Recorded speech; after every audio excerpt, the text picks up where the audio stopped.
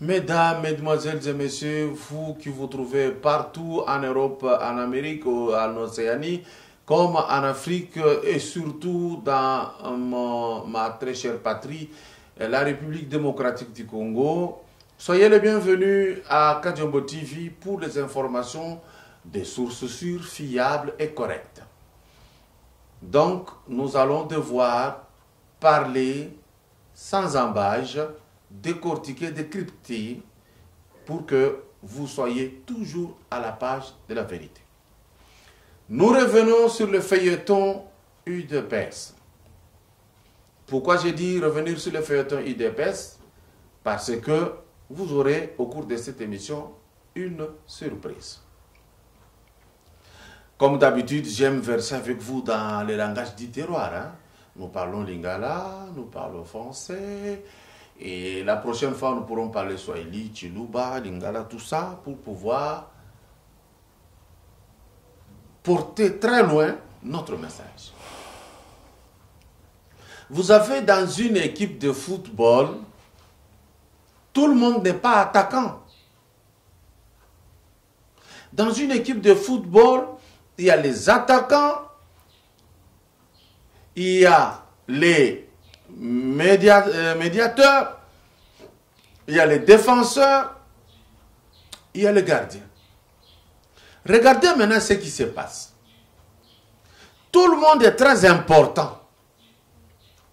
Mais dans une équipe de football, la grande star qui arrive même à se voir décerner un titre honorifique ou bien gagner un ballon d'or, souvent ce sont les attaquants. Pourquoi? Parce qu'ils marquent. Alors, je ne vois pas comment, si vous êtes un distributeur de ballons, ou bien vous êtes défenseur, ou bien vous êtes le gardien, vous allez commencer à envier le poste d'attaquant. Si on vous y place, vous n'allez pas marquer. C'est par pur hasard qu'un gardien peut arriver à marquer. Si ce n'est pas par hasard, c'est-à-dire à une occasion particulière, lorsqu'il s'agit de tirs au but, souvent les gardiens tirent au but et ils marquent. Mais un médiateur qui est numéro 6, il est un milieu défensif. C'est-à-dire, il fait un rôle de couverture, de distribution entre les attaquants et les défenseurs. En même temps, il y a un milieu offensif qui est le numéro 8. Et en même temps, il y a un électron libre qui est le numéro 10. Il peut marquer. Mais généralement, c'est le numéro 9 qu'on met l'attaquant de pointe pour marquer.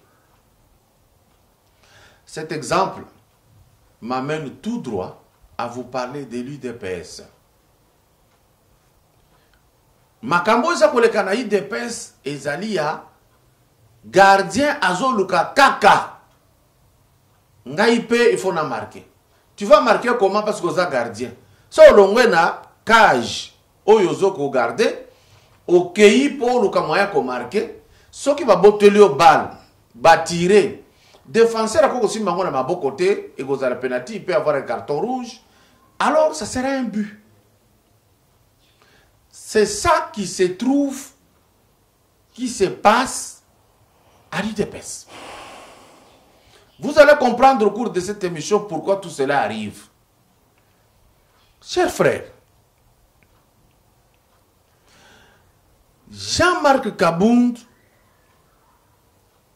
a ningisi batu na niveau moko vous ne pouvez pas imaginer. Ndemutu oyo so bolandi même na ba Saint-Sylvestre, il était l'unique à avoir claqué la porte. Pourquoi? Parce que tu arrives FCC parce qu'il a une mentalité wana ya kakaba balanda bango na sima. C'est Jean-Marc Kabound qui avait démissionné, qui a organisé le congrès, à l'issue duquel nous avons eu le président du parti, M. Félix Antoine Tshisekedi Tshilombo. Et, na niveau de l'Assemblée nationale, bakabundu wana na batutu balandi sima. Bazoko nyokoma na présence de Jean-Marc Kabund. Il se demande qu'est-ce qu'il faut faire. Mais curieusement, il est attaquant, il marque 2 buts. Quand il descend sur Kanangetchikap, il marque. Quand il prend le stade de Martyrs, il marque. Mais, tout le monde joueur moko ya IDPS, na baninga na mususu ya médiane, na ba gardien. Balobi non. Pour nani un joueur na numéro 9. Il faut alongwa. Balobi te entraîneur et équipe ne tient numéro 9. Non, et c'est là qui normalité.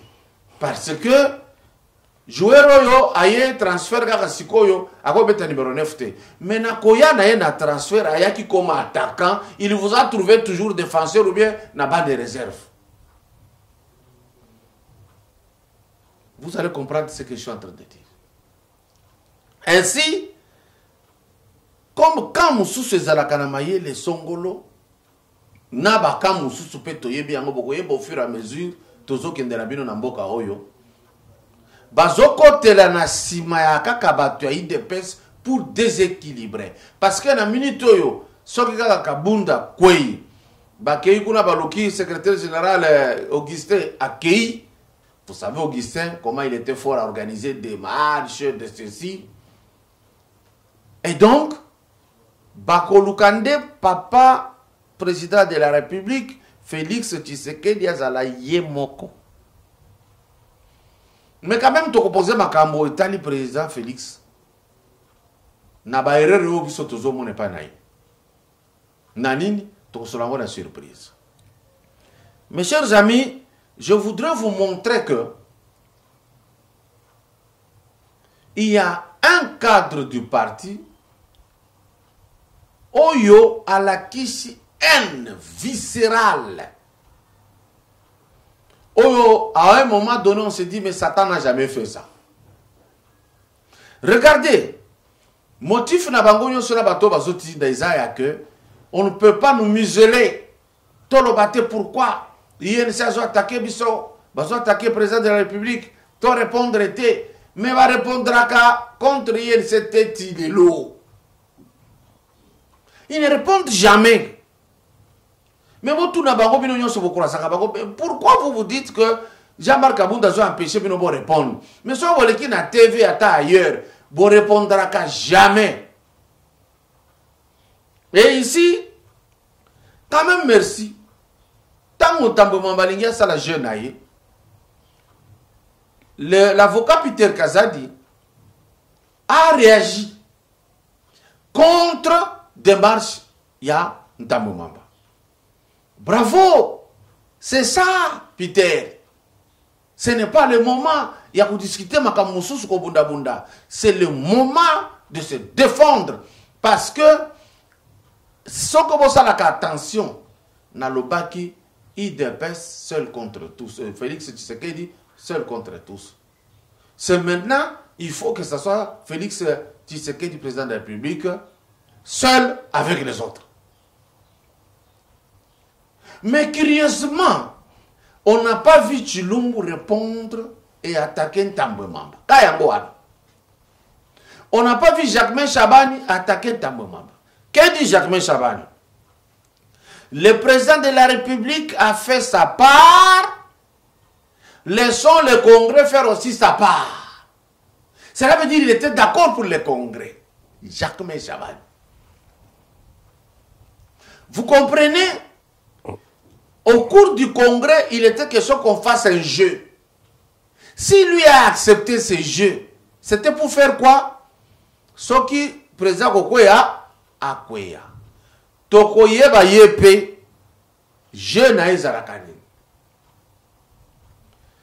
Et ici, Nalingi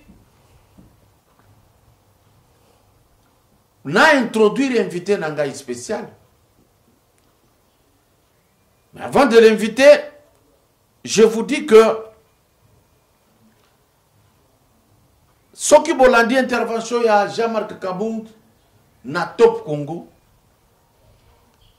Malobezai koya facilement. Ba réponse plus claire. Comparer interview naïe. Na ba oyo aza kolobaza professeur Mounene. C'est le jour et la nuit. Et d'ailleurs, on pouvait dire, on pouvait puiser chez le professeur la sagesse. Monsieur Chilumbu, voici ce que je te donne comme conseil.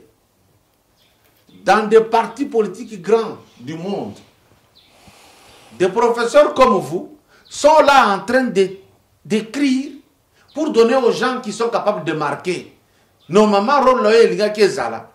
Le cas émission, je suis professeur, je suis professeur. Il fallait concevoir à Kabilo Koyamakas, au Pesaka, le président Aïe Jean-Marc Kabound, à Salakanango Moussala, que yo, oyakakapo déséquilibré. Maintenant, je vais recevoir M. Dixon pour que tout soit là. Il va se présenter lui-même. Suivons. Monsieur Dixon, bonjour. Bonjour, monsieur le journaliste. Et vous vous appelez, il paraît Dixon? Nixon Leia. Nixon ou bien Dixon? Nixon Leia. Nixon Leia. Yes. Ah, très bien. Vous êtes qui dans le parti politique UDPS ou bien vous êtes dans l'informel avec Jean-Marc Kabound? Non, je suis secrétaire national de l'UDPS, rapporteur radio de la présidence de l'UDPS. Je suis membre de l'exécutif. Membre de l'exécutif. Yes. Ah, rapporteur adjoint de la présidence de l'UDPS. Ah, c'est très bien. Eh bien, vous vous portez bien? Très bien. Je vous vois avec votre masque pour lutter contre Covid-19. Vraiment, c'est recommandé. Il y a de l'espoir quand même. Oui, il y a de l'espoir. Nous prions Dieu, nous prions le bon Dieu pour que sa bonté puisse se manifester. Voilà. Il y a des gens qui m'ont dit, écoutez, faites l'émission, faites attention, vos masques, tout ça. J'ai dit, je fais l'émission avec mes invités à plus de 1 mètre. Vous voyez, nous sommes à 1 mètre 20 ou 30. C'est une sécurité. Ben, vous savez, les gens qui nous suivent, ils ne sont pas que les gens qui parlent français. Ils sont des gens qui parlent lingala et français. Nous allons aller dans tous les sens. Dans tous les sens, ce n'est pas que nous n'allons pas savoir ce que nous disons, mais nous allons essayer de toucher à tous les idiomes si c'est possible.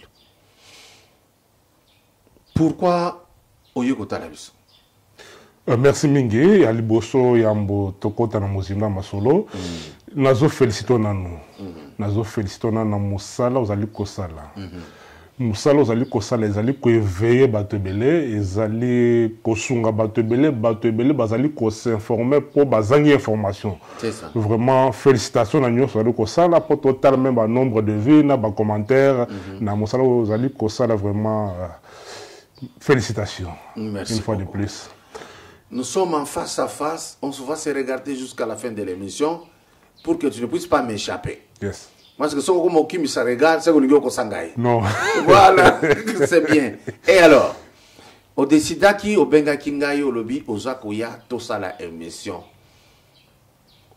Comme si Olingi copé ça au salaba droit de réponse ou bien Olingi au éclairer lanterne. Oui, ça peut éclairer lanterne pour le côté élecmingi. Nazo préciser le komoko pour bato ebele bakanisaka peut-être tango tozali koya pour na koloba vérité na o etali parti na biso pour le président du parti est attaqué aujourd'hui. Président Jean-Marc Kabound. Le longa Nixon nazo ya ko défendre parce que la chef hiérarchique nanga nazo comme ça vérité égalité que tant on a vu ça va vérité wana nazali ko soutenir rien ezali que nazo luka poste non nazali ko informer yo ngai moko ngai moko tout dans non pona kozo musala nazana cadre au cadre UDPS mais ko luka musala le côté na pouvoir ce n'est pas ça. Je vous informe que naza parmi batu oyo va proposer na ba cabinet ministériel ba ministre écoute ba bengai ba ça na ba document pour na la chargé de mission au ministère moko bon j'ai dit non pour le moment je reste au parti naza moto nazo luka musala te naza bien assis naza moto nazotala intérêt général pas intérêt individuel. D'accord. Tant on a eu awa oyoki makambo nyonso oyo eleki na ozoleka na bamédia professeur Chilombo koleka azali koleka na bamédia mpona koatake président Kabunda papa soko otali ye malamu na elobeli na ye okomona ke non elongi na ye ezali kolakisa solo haine azali nango na kati ya motema haine akokoloba ke haine viscérale c'est-à-dire haine moko bo on dirait injustifié. Tu dois comprendre pourquoi ça. Obi na makambo nyonso yo soki bato bazali kokeba bato kopesa biso raison et comme déjà tard. Biso tellement que toza informé na nyonso parce que pour réagir na likambo ko bosa il faut être bien informé. Tozali bien informé. Ezali bitumba. Bitumba na ba pe que non to croiser maboko te. Tozali wana pe pona ko bunda pe ko koma na ilonga. To banda na Genève ya makambo yo. Oyebi avant token d'élection. Avant token d'élection Kabunda, Kabuya na Kazadi loko baza ben wanga 3 cas baza très combattu. Stop avant tout zonga wana. Na proposé une démarche. Parce que Chilumbu ndeza kotambola mingi. Chilumbu aza parmi les fondateurs à IDPS. Ou Chilumbu a outu apito moni comme star kaka na ba accusation. Chilumbu a combattu la partie quand? Chilumbu a eu na partie après congrès en 2010. Après congrès en 2010? Yes. Le papa Etienne Tshisekedi. A eu na partie, oui, tant papa Tshisekedi vivant. Après congrès de Chilumbu a eu. Koko maye moto yek na yeza Gabe Kapena wazali collègue na ngape secrétaire national. Ngai à l'époque tozaki na Gabe Kapena comme membre du parlement debout ya Tchangu. Comme à kolanda Gabe Kapena pe asali a pousser te ayeko pousser ti pembeni ya nani Jacques-Mel Chaban. Tant on poussé pembeni Jacques-Mel Chaban basali relation tema baibana ki peut-être ba relation à partir ya campus kuna tema ke Jacques-Mel natanga kuna ayebani pe kuna basali ba relation na ba master mususu nde esika azwa kinzela ba nommé secrétaire national adjoint à la communication. Donc Chilumbu kokota na IDPS abandi lokola batutute na section azomata ya koti maramako cadre. Non, atikala koleka na cellule te, atikala koleka na section te, atikala koleka na fédération te lokola biso oyo. Po biso to bandi na cellule, ba trace ezali, ba preuve ezali to bandi na cellule section fédération ti na secrétaire national. Donc hier aza mbala moko secrétaire national adjoint. Wana Jacques-Mel. Donc chance le copam. Oui.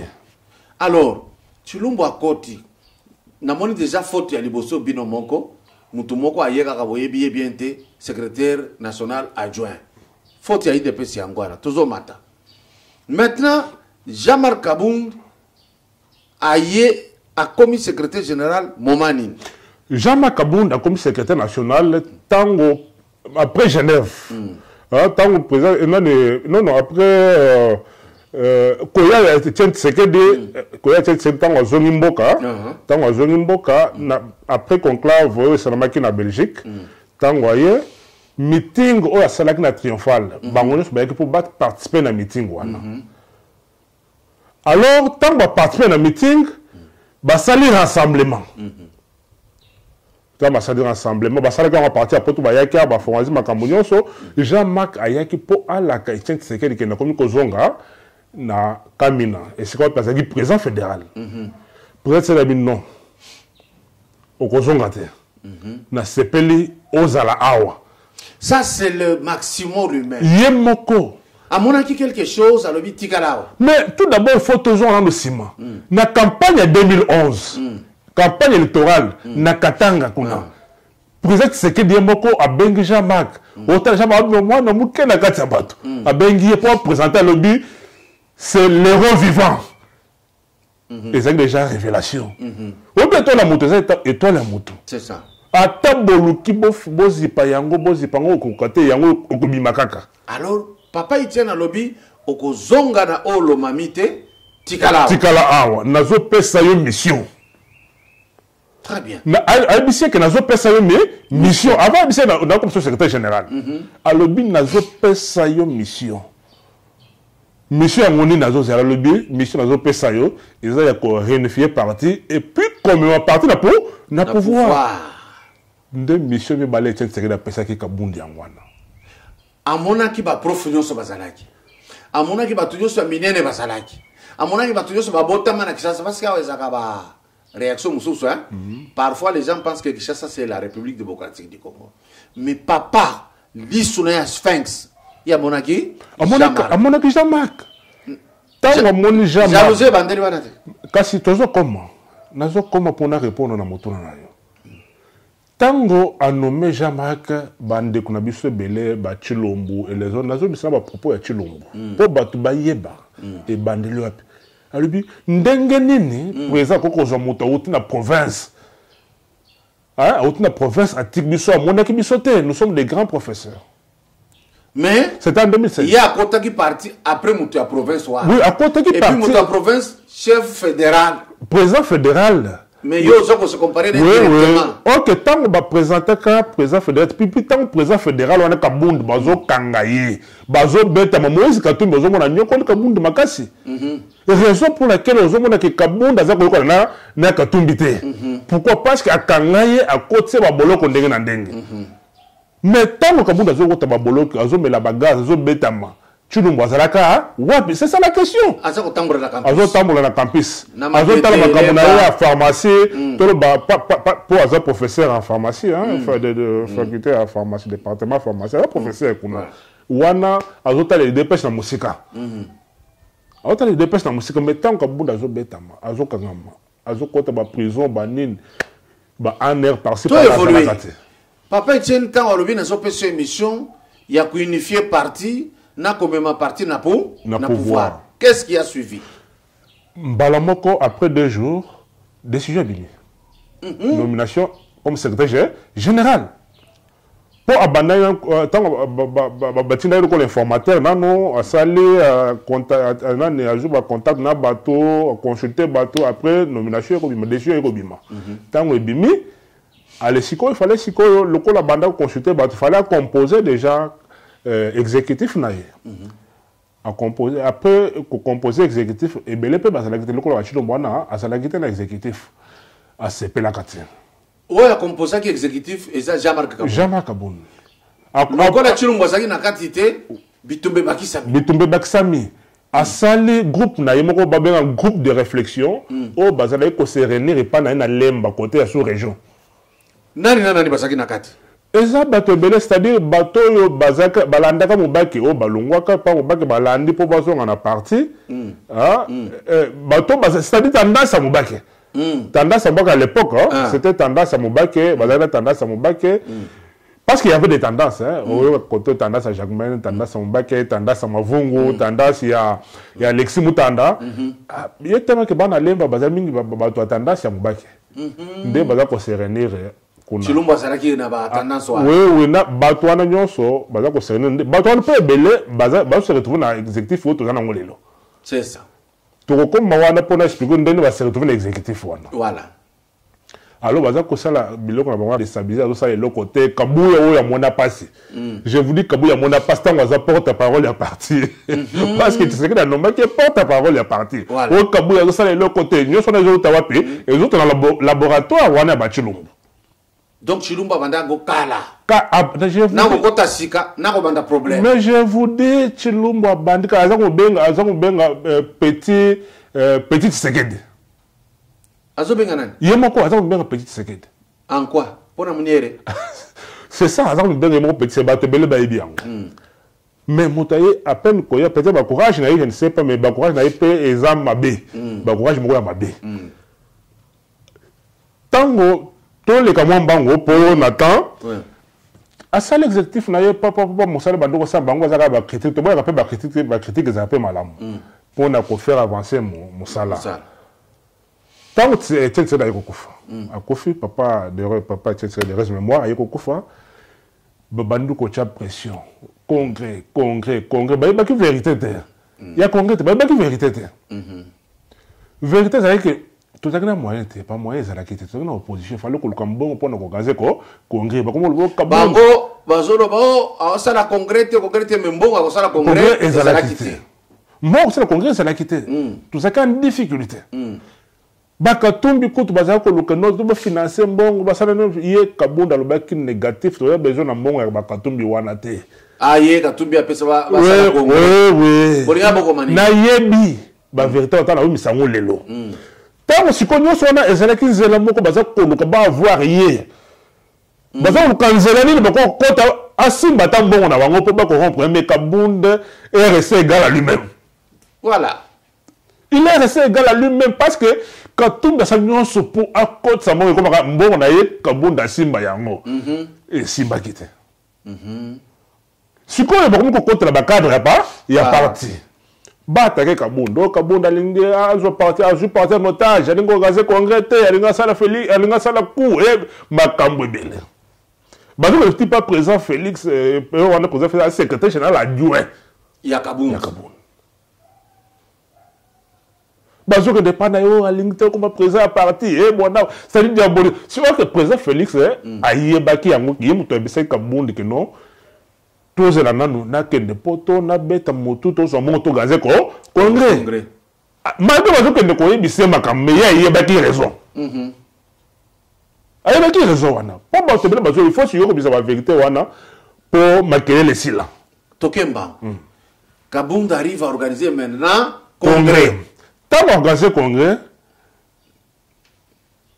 le président Félix Abimé, président à parti. Tant le président à parti, et c'est un Kakara Kabunda a démissionné comme secrétaire général. A démissionné. A démissionné. Voilà. Voilà, mais c'est Pelaki. Bah, c'est Pelaki. Bah, c'est Pelaki. Mission complète.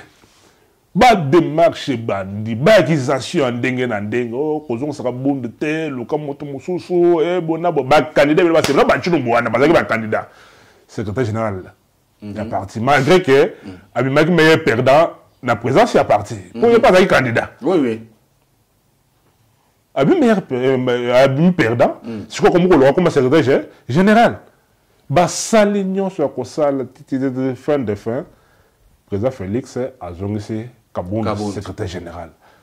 Je vous dis, de côté.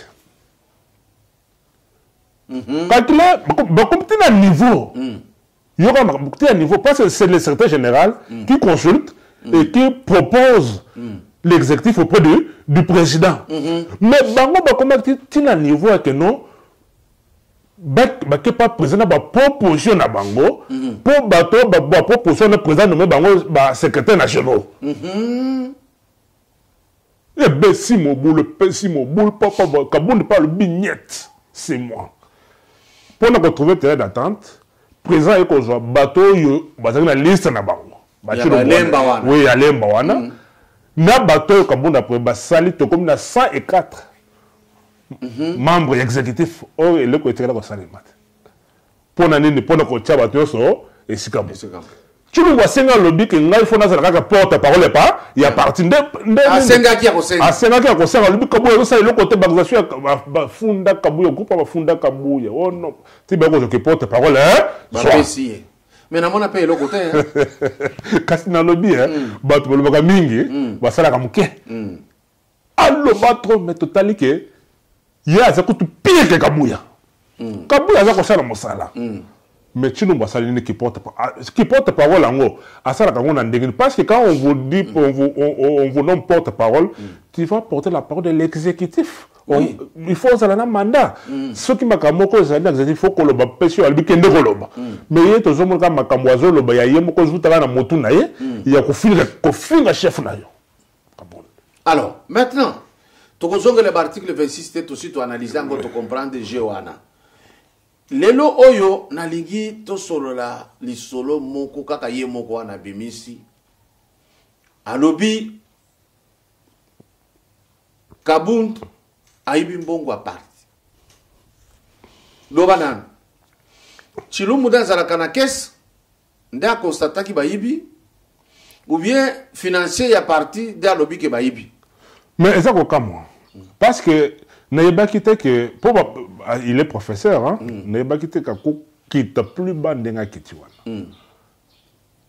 Parce qu'un professeur azali moto oyo tango azotanga azo démontrer pour bato bayoka malamu bayeba mona vraiment qu'il y a solo. Dès que mona bambata. Oui. Ah ba raisonnement. C'est-à-dire azo démontrer mais il azo démontrer te azo bra ayibi un professeur. On m'a dit. Les sources sûres mais il n'y a pas aucune preuve. Na lingi na pesa siko précision na isika wana que batambusi certificat d'enregistrement oyo za kotambola kuna na kati, peut-être ça vous terrorise. Botanga très bien un certificat na bokuta ba commis eza superficité eza 11 arts, c'est-à-dire eza 25 mètres sur 40. Bandeko, est-ce que bakoki kosomba lupangu awa na Kinshasa oyo terrain il y a 25 sur 40 na 1 800 000. Toko kako réfléchir ndam. Et puis na milieu nini Kingabwa. Vous voyez ça? Bokende kobeta tour. Bokomona kendako wana ezali il y a un niveau étage moko. Ezali na grand salon, douche, WC, cuisine et 3 chambres à coucher.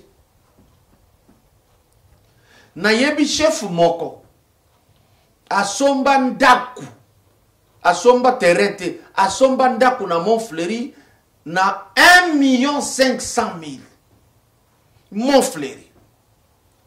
Mais Chilumba loba que 1 800 000 na Kingabwa 25 sur 40. Atako toza ba nyama pour comprendre. Boye bisa Chilumba akende kaka na caméra yemoko. Akoti azo filmer azo lakisa tala lupango yango yo. Tala ala kisa. Je demande à Chilumba avant ya koleka na ba TV oloba makamu mususu otuni atabatoyo ba spécialiste ya droit civil et les biens ba expliquer ba notion ya art oye ba notion ya superficie hein ya concession oye ba zanini ozolo ba biloko oyo zako boma ki professeur nayo. Je comprends, moi je sais que tu es prof et intelligent mais eza na pharmacie so solo makambo akisi to ya ko discuter te tikela biso to salaki 5 ans na université à droit to solo makambo na biso yo to yebi o yebi te danger nini o memeli bato ya koloba makambo ya boy na zongeli invité na ngai pour to continuer lisolo na biso. Alors na analyse na uti ko sala est-ce que Jean-Marc Kabundu c'est le seul oyo à Kotaki Assemblée nationale ba pêcher frais d'installation? Mais eza pasi pour yo moko ozali komona pe balanda biso ozali koyoka pe komona que bitumba eza kuna te bitumba comme ya motema mabe. C'est-à-dire yende na ko utamboka akomi kozo koleka biso. C'est ça. Oui. Mais ngana mona ba député simple. Batongi ndako à 2 niveaux. Mais comment moi ndako ya muke wana? Parce que les muke. Parce que jusqu'aujourd'hui, Jean-Marc est locataire. Ndako na ya liboso azotonga po afanda. Comment eningisi Chilombo boye? Papa, c'est la jalousie. C'est la jalousie. Soko tali ko moso ezawana te. Ndeni ya kumukota mana ba honneur. Ndeni mutu na mutu azana chance na ye. Mutu na étoile na ye. C'est-à-dire ce tout bon na ye ko quitter ko za la presser te. Zela ya yo. Est-ce que Chilumba mona Kabila te? Mais il y a une chose que parce que Kabila ça na bango. Kabila yé au moins ayaki plus bas que Jean-Marc. Oui. Derrière chef de l'État. Papa, binon pe bolekisi. Pourquoi vous ne voulez pas qu'on ça la audit? Vous memi financier na bino aloba. Voilà question que tu m'as dit c'est la yangoana. Secrétaire général du parti Augustin Kabouya à Sengiboye.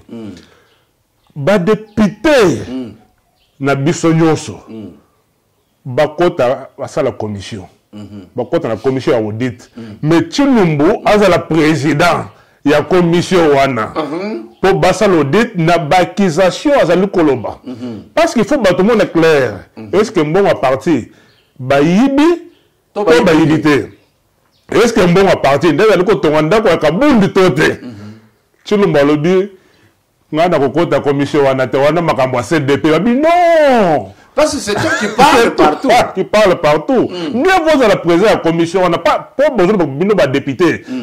Bozo pèse en bongo. Bozo cotiser 10% na bino, na parti. Kabunda zola yango. Mais boyet, vous allez présenter la commission. Tu nous vois lingi yango te. Azoki manque. Azoki manque. CDP. CDP wana le commis complété. Bureau à CDP wana convention démocratique du parti. Nan nous voulons commis complété. Il faut voir ça la bureau dengue statut et lobby. Oui, bazobi Wakwenda ne peut pas être président de la CDP. Il ne peut pas l'être. Il est oui. Chef à moi parti. Oui, moi groupe basali local pour basala kuna parti. Voilà.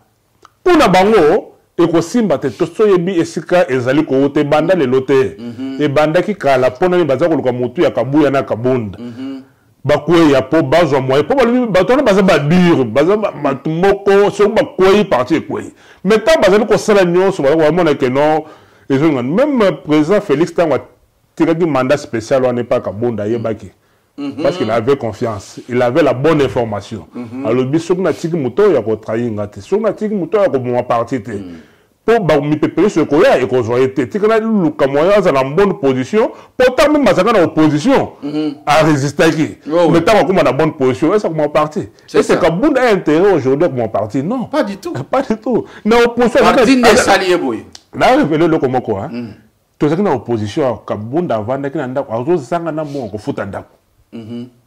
Azozanga na mfuta ndabayena ba proposition ba montant ndenge na ndenge mais atikala kondima te kaka lelo to sala pour azaper en bonne position muto na ko na être mon parti non ça dit ozomona ke batunyo so bazona ba bloko moko c'est-à-dire nos adversaires hein o bazolo ke no ide pese kweya yango bazo kote la bande ko na biso o bazana kati ya pa botala nani azan conflit na kabunda na yoka na kabunda te kanga na bato wana nde bazo tindika bango bazo pesa mbama moya mike ali bozo bosala bosi ko bato ta bazo mona que non bazo sala no ok ba ebite objectif bato na bazala ngosima ba ebite bato bazo lokanini to yoki kaka bango bakoti si l'histoire que Jean-Marc Kabund et comment ça kingai mena lingena tuno parce que yo de ba cadre supérieur kuna UDPS Jean-Marc Kabund a comme ndengeni na isolo ya 100 jours yo balobi ye pale mbongo à 100 jours azalaki coordonnateur adjoint après Kamere yango na to biso que non bazo luka ba voix nyonso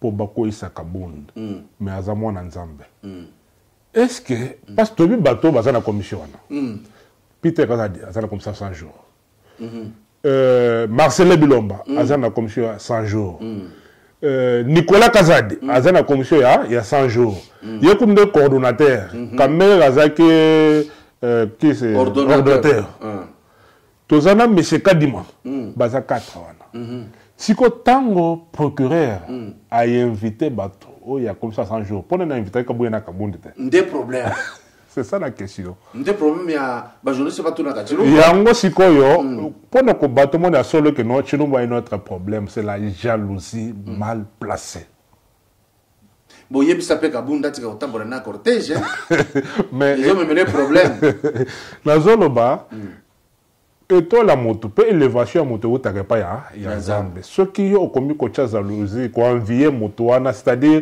et comme mo mabe comme na bilobela tala bilobela moto ma en wana jalousie wana ndenge et memi Tshilumbu comme lokola ni lettré c'est-à-dire parce que ba il lettré nde bazakana ba recevoir ya bongo mais il na niveau professeur tala niveau à sa thèse ba étudiant na mona pe sika combattre on selon on a mon sika combattre pas de publication peut-être moko ko fonda ka pharmacie na politique na yebite peut-être pour na ko koloba et je me manda koloba était aye na politique par accident ou bien aye na politique pour autre chose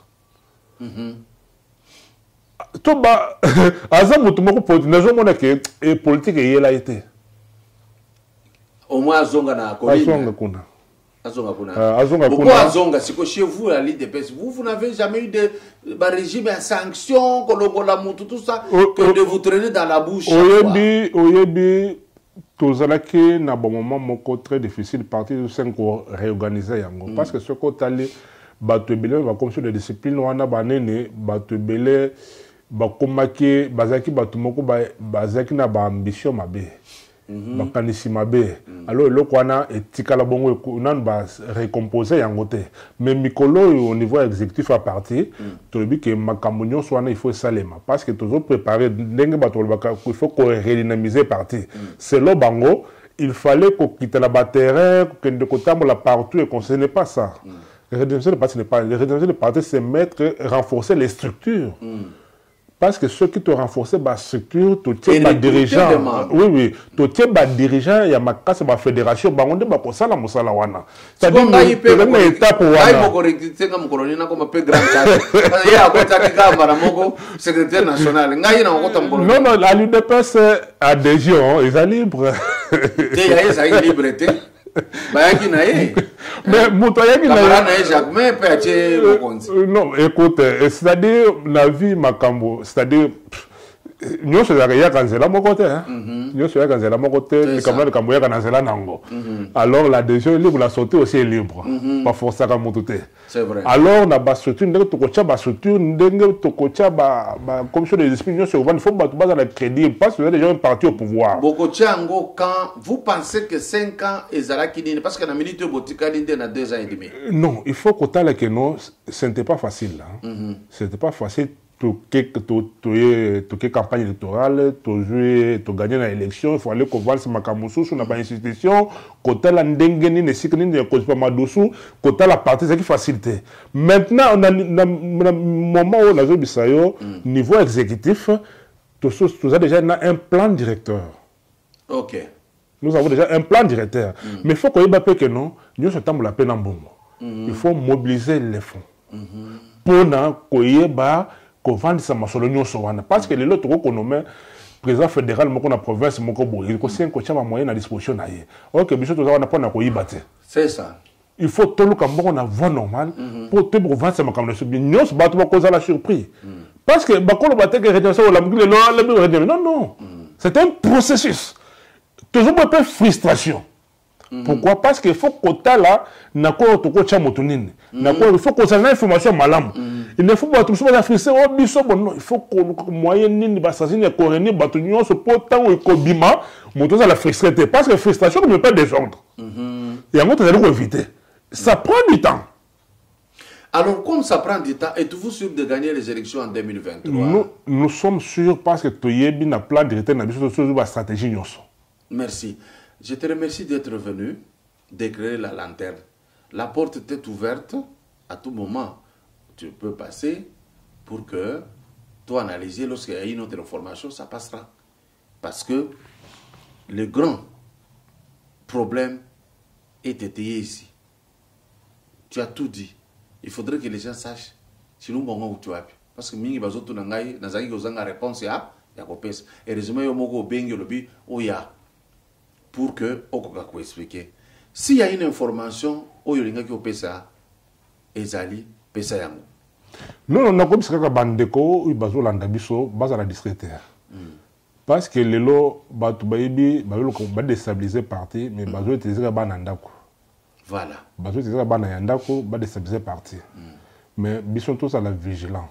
Parce que lelo natamuke tu nous vas sortie médiatique et belé mais sortie médiatique moko ya Jacques Marc Bond et balayer batunios voilà biloko nyos wana et balayer yango c'est-à-dire il faut batala ceux qui m'ont dit pour qu'on pèse information mabe ou bien ko étaler moi j'avais comme à éviter le wana na mission éviter lobby je suis pas là je suis pas venu pour parler de mon parti à mal de mon parti sur le plateau pour répondre non à me checker le niveau na ya président à bien même compagnie de lutte mais il faut métal parce que ça que Jean-Marc répondre non ça niveau n'a été Jean-Marc c'est-à-dire na mise toujours Jean-Marc n'a pas tout bien le professeur C'est la question, il faut pas répondre. Qui est professeur? Non, on a vu que l'un d'entre eux, surtout Pongo, il a donné des leçons. Mais bien sûr. À son subalterne. Bien sûr. C'est là où... C'est de la hauteur. Oui. C'est de la hauteur. Oui. Soki Chilombo, mais vraiment, Azoata courage à Osenga pardon. Ayo kata sona olocation na ba média. Tant Chilombo azoloba na ba émission azoloba que non azotinda ba petit na ye. Non, c'est moi qui le réponds. Kabunda otinda ba petit na ye, kabunda ba petit na ba petit na ye pour bagayer ko attaquer biso. Non, moi je suis pas son petit, il est mon collègue. Il doit avoir du respect. Le loi a sanctionné pour l'indiscipline. Il est sanctionné, parce que Chilombo n'est plus porte-parole du parti. Il est suspendu pour son indiscipline. Ça n'engage pas le parti et qu'on engage Yemokona Mwasinaye. Parce que dans la vie, il faut, pour mon est sérieux, il faut que soit stable. Chilombo n'est pas stable dans la vie. Il n'est pas stable. Parce que si on est stable dans la foyer, on a été.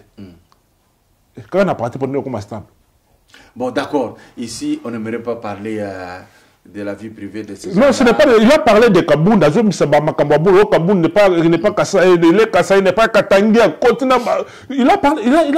C'est-à-dire, Kabounda, c'est mon chef. Je dois lui. Attends, Assam Kola, attends, moi, monsieur qui bat chez moi, c'est ton chef. Respect. Mais Chilombo, à la Kissike. Oui, même un diplôme, il ne trouve pas un diplôme belé en d'autres. On remettre encore un diplôme belé, un doctorat, un professeur, toujours mon ending, non, ouais. En tout cas, un dernier mot. Vraiment, merci à nous d'engue une opportunité. Nous s'attendons à quitter. C'est vrai. Nous s'attendons à quitter, mais nous consolons yo. Nous côté na moni que nous osons mutabato. D'accord. Vraiment, nous consenga. Et belé balanda kayo ba soutenir yo na nyonso. Merci beaucoup. Na nyonso na losambo financièrement matériel ba soutenir pour mon salaire ko sala les allez mon salaire malonga. C'est-à-dire aux allez motu moko vérité vani na kati na yo. C'est-à-dire ce comme on mabe aujourd'hui ba ko eza mabe, ce comme on malamu eza malamu. Vraiment na ko senga ba to belé ba soutenir yo. Nzambe pe abatela yo asunga na nyonso. Mais na ko senga lo komoko. Oui. Koki ko retirer te maloba ndenge olobi ya instabilité na na mariage, pardon. Non, je sais pas na lobby. Non, yo retirer quand même. Non, na lobby boye. J'ai compris ce que tu as dit. Oui. Est-ce que vous retirer te? Na lobby tout d'abord. Yo retirer kakapo, il est votre collègue Yamoussala. Quelqu'un, tout le monde peut avoir un problème. Attends, tu as dérapé. Beaucoup ont aidé pour Zongana. Vous savez, vous pouvez les sauver à partir du parti politique. Vous sauvez tout le reste de lui. Retirez là. Retirez. Merci beaucoup. Très gentil. Vous venez de me suivre en petite randonnée avec un haut cadre du parti, du DPS, qui s'est déchaîné, qui a parlé avec le cœur, mais en même temps qu'il faut retenir, il a retiré ses propos-là parce qu'il a été emporté par une poussée interne. Ça arrive chez tout le monde. Je ne lui en veux pas et il ne faudrait pas lui en vouloir. Parfois, on s'est dit la République démocratique du Congo, enfoncée sous l'eau, il y a des vives réactions qui nous remontent, une bouffée là, très chaude qui nous remonte au cerveau, quand nous remarquons quelqu'un vouloir freiner la marche vers le progrès. Mais, rassurez-vous, la seule chose qu'on éviterait, c'est d'aller jusque, même lui, Chilombo, je l'avais condamné, il ne pouvait pas parler de la femme et enfant des Kabound. Il ne faut pas qu'on arrive à ça. Restons dans les partis politiques, restons dans la politique, dans le social et autres. Parce que nos familles sont très chères. Et alors, Nixon est venu éclairer. Allez vérifier. Si quelqu'un a besoin d'un droit de réponse, il passe, je reçois tout le monde. Et c'est comme ça qu'on doit marcher. Mes chers frères, vous ne voyez pas comment l'ennemi se cache dans le buisson. attendant tout simplement une chose, qu'un chaos envahisse l'UDPS pour que 2023, on ne retrouve pas le même chef de l'État, Félix Antoine Tshisekedi Tshilombo. Quant aux échos du Katanga, sachez que tout est sous contrôle. Félicitations à Baba Kyungwa Komwanza pour sa participation directe à donner la paix là, au Katanga. Voilà pourquoi quand j'ai lu, il y a un tract qui a circulé où on a dit qu'il ne pouvait pas parler comme Mouyambo Kiansa. On s'attaque aux Katangais qui ont compris que la République démocratique du Congo est une et indivisible. Et que nous ne pouvons pas nous lancer à l'exercice de déstabilisation. Vous savez, tout ce que nous avons comme guéguerre ici profite à ceux qui ont toujours spolié la République démocratique du Congo. C'est à nous d'être malins. Sachez, mes chers amis, que la guerre qui a sévi l'Est du Congo, le programme, c'est de l'amener au Katanga. Quand on touche le Katanga, on touche le Kassai. Alors les Congolais, soyez vigilants. L'ennemi ne dort pas. Portez-vous bien et beaucoup de bonnes choses.